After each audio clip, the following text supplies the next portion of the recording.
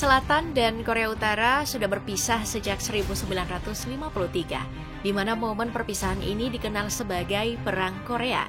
Meski perang sudah selesai lebih dari 70 tahun, ketegangan antara kedua negara masih terus berlangsung hingga sekarang. Bahkan sekarang, kondisinya makin panas, karena di awal 2024 ini, Kim Jong-un muncul dengan sebuah pernyataan yang sangat mencengangkan. Pernyataan ini memang terdengar ngawur, tapi Kim Jong-un jelas serius dengan pernyataan tersebut. Buktinya di akhir 2023 kemarin, Kim Jong-un bahkan melaporkan kalau tengah mempercepat persiapan perang setelah tensi mereka dengan Korsel dan Amerika Serikat tidak kunjung mereda. Belum lagi langkah Kim Jong-un yang pamer pengetesan rudal balistik antar benua yang diklaim bisa mencapai Amerika Serikat. Nah, jika perang betul pecah kembali setelah lebih 70 tahun tidak adanya konflik besar, maka salah satu aset yang paling berharga bagi kedua belah pihak adalah kekuatan angkatan darat mereka yang menjadi tulang punggung utama. Hari ini, mari kita masuk untuk melihat seberapa besar kekuatan angkatan darat Korea Utara. Apa benar bisa meratakan Korea Selatan dan juga Amerika Serikat?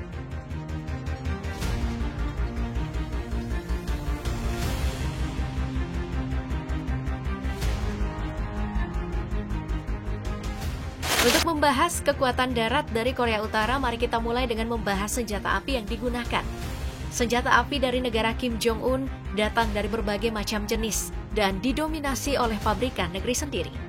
Mari mulai dengan pistol. Dari banyaknya jenis pistol yang digunakan, pistol Baekdusan, pabrikan Korea Utara, menjadi pistol standar. Kemampuannya bisa menembak hingga jarak 25 meter dengan dilengkapi peluru mencapai 26 butir. Kemudian ada senapan mesin ringan untuk misi penyergapan. Korea Utara menggunakan tipe 98 yang dihasilkan dari kerjasama dengan Uni Soviet. Kecepatan tembaknya mencapai 800 putaran per menit dengan daya jelajah di angka 200 meter. Lalu ada senapan serbu yang digunakan yaitu tipe 88 Bullpup yang sekali lagi dihasilkan dari kerjasama dengan Rusia. Daya jangkau tembakannya mencapai 500 meter dengan kecepatan menembak 700 putaran per menit. Senapan serbu ini adalah salah satu senjata infanteri paling sering digunakan di berbagai jenis pertempuran. Kemudian ada lagi sniper. Korea Utara menggunakan pabrikan mereka sendiri yaitu Jogyokbochong. Jauh tembakan yang bisa dihasilkan tergolong pendek untuk ukuran sniper yaitu cuma 800 meter. Namun, kecepatan peluru yang ditembakkan adalah 730 meter per detik yang berarti tidak cukup 2 detik untuk mencapai target. Untuk melakukan serangan pada persenjataan yang lebih berat seperti kendaraan lapis baja, Korea Utara juga menggunakan senapan mesin, rudal anti-tank, dan juga sistem pertahanan udara portable. Untuk senapan mesin yang digunakan adalah Type 82 yang punya jarak tembak menakjubkan, yakni 3,8 km dengan kecepatan tembakan 800 putaran per menit. Kemudian untuk rudal anti-tank digunakan Bullseye 3 yang didapatkan dari kerjasama juga dengan Rusia. Bullseye 3 ini menembakkan amunisi dengan hulu ledak tandem daya ledak tinggi seberat 4,6 kg. Jarak tembaknya mencapai 10 km dengan tingkat akurasi di bawah 5 meter. Lalu untuk sistem pertahanan udara portable digunakanlah HT-26 PGJ yang juga dibuat Korea Utara setelah bekerja sama dengan Rusia. Daya jelajahnya mencapai 6 km dengan ketinggian maksimal 3,5 km. Kecepatan tembakannya di angka 570 meter per detik dengan membawa hulu ledak terfragmentasi seberat 1,1 kg. Membicarakan kekuatan Angkatan Darat Korea Utara, tentu saja kita tidak akan lupa nih untuk membahas alutsista darat yang mereka miliki. Sebagai negara yang memproduksi alutsista mereka sendiri, gak jarang Korea Utara ini membuat dunia tercengang. Utamanya Korea Selatan dan juga Amerika Serikat yang memang selalu jadi incaran Korea Utara.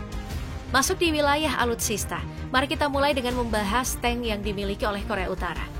Dari data yang ditemukan, Korea Utara memiliki ribuan unit tank yang berasal dari Cina, Uni Soviet, dan juga pabrikan dalam negeri. Tentu saja, pabrikan Korea Utara mendominasi lini tank mereka sendiri. Dari semua tank yang dimiliki, tank M2020 atau M2020 menjadi yang paling mutakhir. Tank ini pertama kali muncul pada Juli 2023 saat parade militer dilakukan oleh Korea Utara. Dari apa yang diketahui, tank M2020 ini memiliki cukup kemampuan untuk menyaingi tank tempur utama masa kini seperti Abrams milik Amerika Serikat dan juga Merkava milik Israel. Untuk persenjataan, M2020 menggunakan senjata utama 125 mm 2A46 yang berasal dari Rusia. Senjata utama ini mampu menembakkan segala jenis amunisi modern, seperti amunisi berhulu ledak penetrasi tinggi, daya ledak tinggi, hingga hulu ledak tandem. Untuk senjata sekunder, M2020 menggunakan berbagai macam senjata. Mulai dari pelontar granat AGS-30, kemudian senapan mesin ukuran 7,62 mm, dan juga peluncur roket anti-tank Bullseye 3. Lalu bagaimana dengan pertahanannya?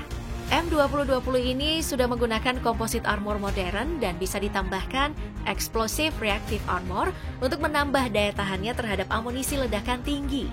Bukan cuma itu, sistem pertahanan M2020 juga disinyalir memiliki sistem pertahanan mirip dengan Iron Fist yang mampu meluncurkan artileri terfragmentasi untuk menghalau serangan yang datang. Untuk kekuatan operasinya sendiri, M2020 menggunakan mesin diesel dengan kekuatan 1.200 tenaga kuda yang menghasilkan atau memberikan daya jelajah mencapai 500 km dengan kecepatan maksimal 60 km per jam. Nah, di masa depan, M2020 ini disinyalir akan menjadi standar minimum dari tank pabrikan Korea Utara. Jadi makin ke depan tentu saja tank dari Korea Utara ini bakal makin canggih.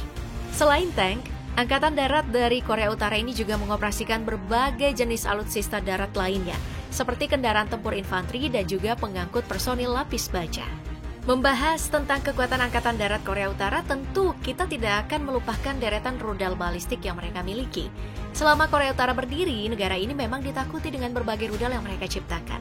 Apalagi sekarang, di tangan Kim Jong-un, Korea Utara ini makin agresif. Bahkan di 2022 kemarin menjadi tahun dengan uji coba rudal terbanyak dalam sejarah Korea Utara. Korea Utara yang sekarang memegang berbagai jenis rudal, mulai dari rudal anti kapal hingga rudal balistik antar benua, yang kemudian menjadi ketakutan utama bagi Korea Selatan. Apalagi nggak bisa dipungkiri, ketakutan yang dialami oleh Korea Selatan atas ancaman Korea Utara karena kepemilikan nuklir dari Korea Utara. Nah, di antara semua rudal yang dimiliki oleh Korea Utara, rudal kendali balistik antar benua yang bernama Hwasong-18 atau Hwasong-18 menjadi momok yang paling mengerikan. Rudal ini kembali dimunculkan Korea Utara setelah pertemuan Korea Selatan dengan Amerika. Tujuan pengetesan ini jelas untuk memperlihatkan bahwa Korea Utara ini gak takut sama dua negara tersebut. Kalau bicara soal spesifikasi, sangat wajar jika Hwasong-18 ini sangat ditakuti.